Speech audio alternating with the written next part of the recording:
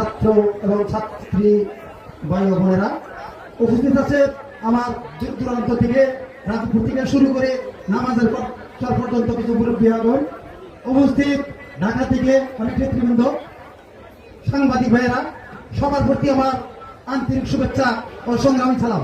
আসসালামু আলাইকুম। আপনারা জানেন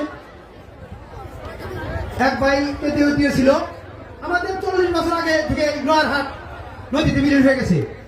নদী ভাঙনের কারণে অনেক কিছু ক্ষতি হয়ে গেছে।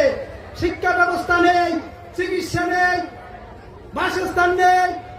আমি আমার এই ছোট্টবেলার থেকে অভিজ্ঞতার থেকে দেখেছি, শতকরা 40% মানুষ ওরা খাগড়াছড়ি গিয়ে পাহাড়ের মধ্যে ঘর তুলেছে বাইরেরা, এবং এই নদীর গর্ভে যারা বিলীন হয়ে গেছে এই মানুষগুলো অন্য বাড়িতে গিয়ে দিন যাপন করতেছে। বড় দুঃখের বিষয়, আমরা দেশে সুচিকিৎসা, মোটা চালের ভাত, মোটা কাপড় চাই, এটা আমাদেরকে দিতে হবে। আর এই নদী ভাঙন যতক্ষণ পর্যন্ত প্রতিরোধ হবো আমরা আপনাদের সাথে আছি। এই আন্দোলন চলতে থাকবে। 40 বছর হলো এই আমরা আন্দোলন করতে আসতেছি।